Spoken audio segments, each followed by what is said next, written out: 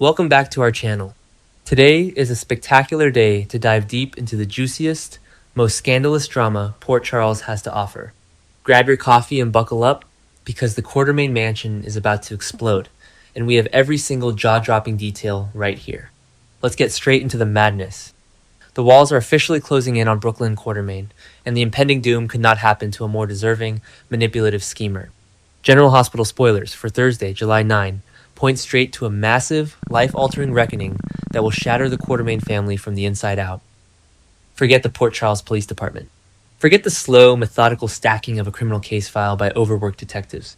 The ultimate threat to Brooklyn's freedom and her marriage isn't wearing a badge or carrying a gun.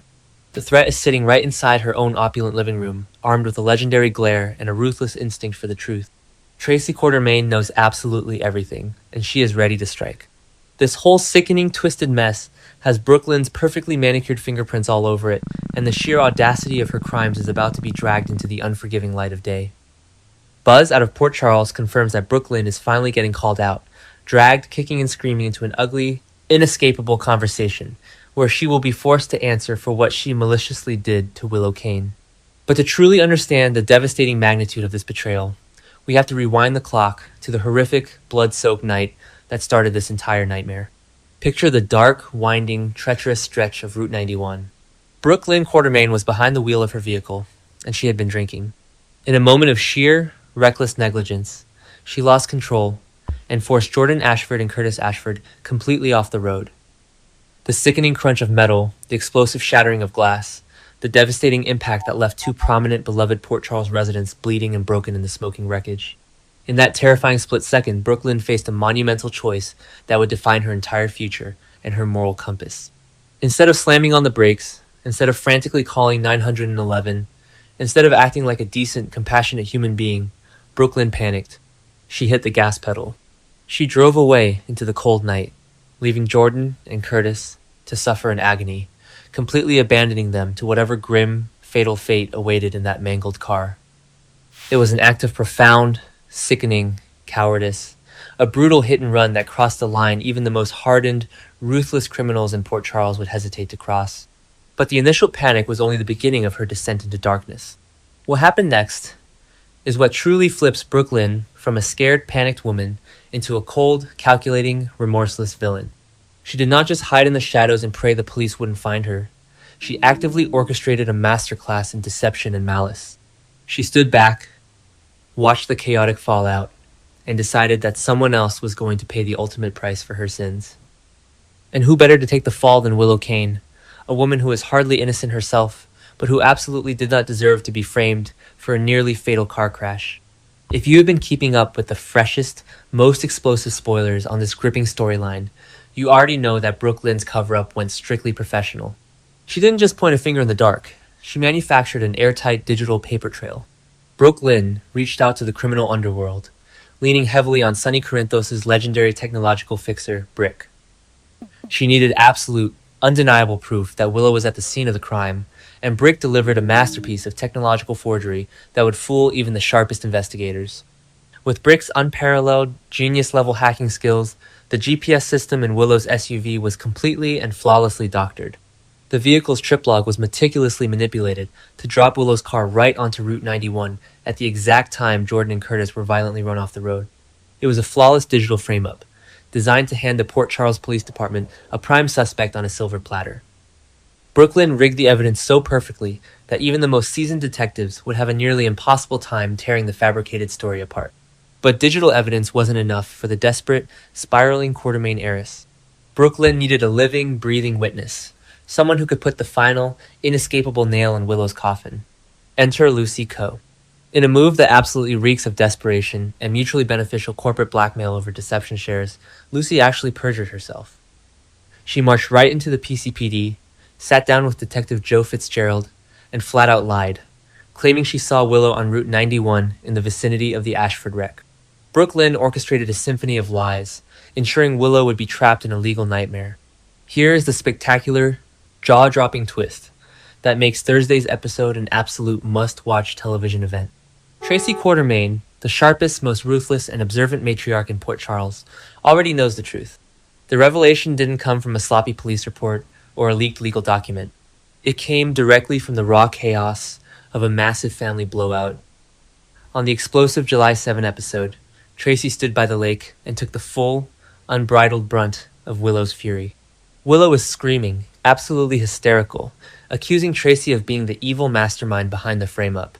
As Willow screamed her innocence at the top of her lungs, Tracy's legendary, calculating mind began to work at lightning speed. Tracy knew with absolute certainty she hadn't framed Willow, so who had the motive, the means, and the sheer audacity to pull off such a spectacular stunt? Somewhere in the middle of that deafening screaming match, the puzzle pieces clicked violently into place. Tracy realized that the monster destroying Willow's life wasn't some faceless corporate enemy or mob boss. It was her own flesh and blood. Her own granddaughter, Brook, was the hit-and-run driver. So when fans desperately ask who could possibly corner the elusive, slippery Brooklyn Quartermain, the scariest answer is not a detective with a badge and a gun. It is family. That is the exclusive, high-stakes angle that nobody else is giving you right now. This is not the Port Charles Police Department slowly, methodically stacking a case file to bring to the district attorney.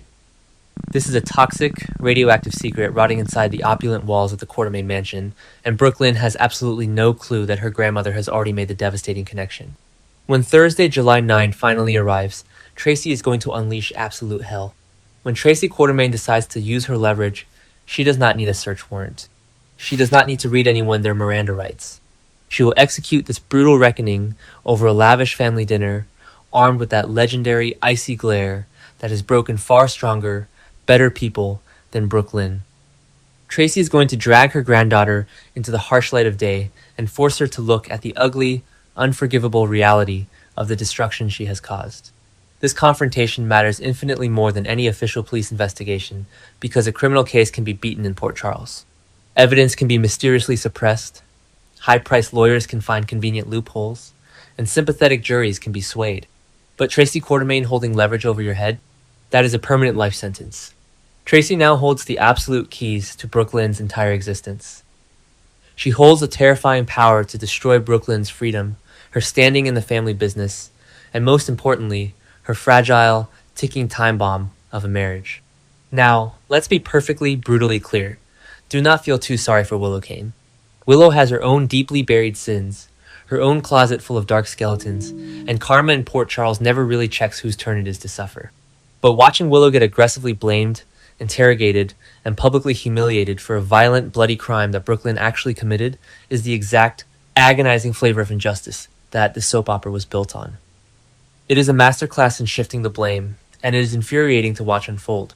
Then there is the tragic, infuriating wildcard in this entire explosive equation. Harrison Chase. The demoted, fiercely loyal police officer is currently running around Port Charles, desperately defending Willow to anyone who will listen.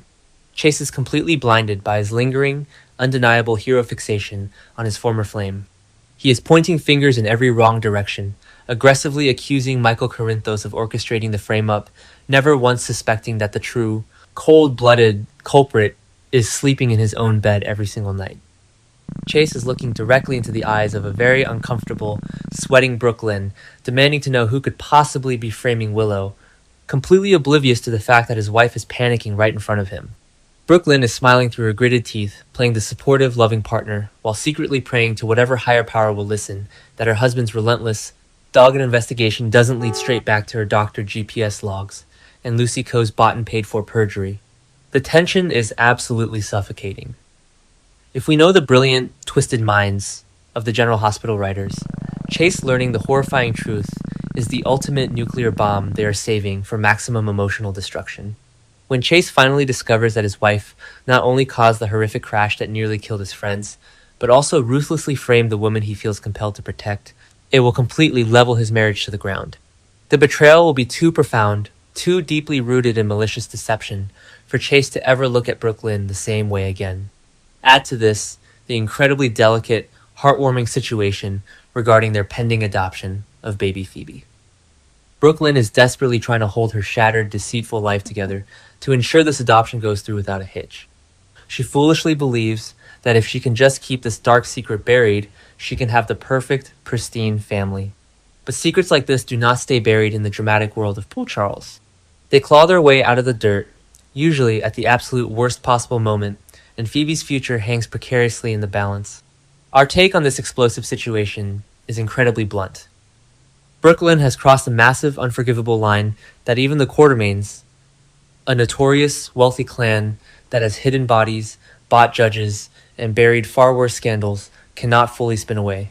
Letting Jordan and Curtis suffer in a mangled, smoking wreck was ugly enough. But framing an innocent woman for it, with maliciously doctored digital evidence and coerced perjury, is the kind of cold-blooded cruelty that flips a beloved fan favorite into a full-blown, irredeemable villain overnight.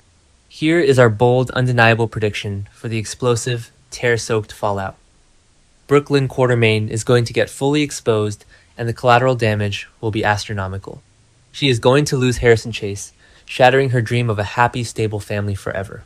She is going to face the terrifying, unyielding wrath of the Port Charles justice system, and she will burn the entire back half of the year, desperately trying to win back a town that will never, ever forget this monumental betrayal. The impending showdown between Tracy and Brooklyn is guaranteed to be one of the most highly anticipated, Emmy-worthy scenes of the entire summer. The psychological warfare, the bitter tears, the desperate excuses, it will all be laid bare in the Quartermaine mansion. Tracy will not accept half-truths or shifting blame. She will demand absolute accountability, forcing Brooklyn to realize that her selfish actions have not only destroyed Willow's life, but have fundamentally compromised the integrity of the entire Quartermaine legacy. So, where do you land on this epic, sensational scandal? Is Brooklyn just a scared, overwhelmed woman who panicked in the dark and made a terrible mistake? Or is she a cold, calculating operator who framed an innocent to save her own skin? Will Chase ever be able to forgive her? Or is this the definitive end of their love story? Drop your verdict in the comments below, share your wildest theories, and keep your eyes glued to the screen, because the Quartermaine Empire is about to burn to the ground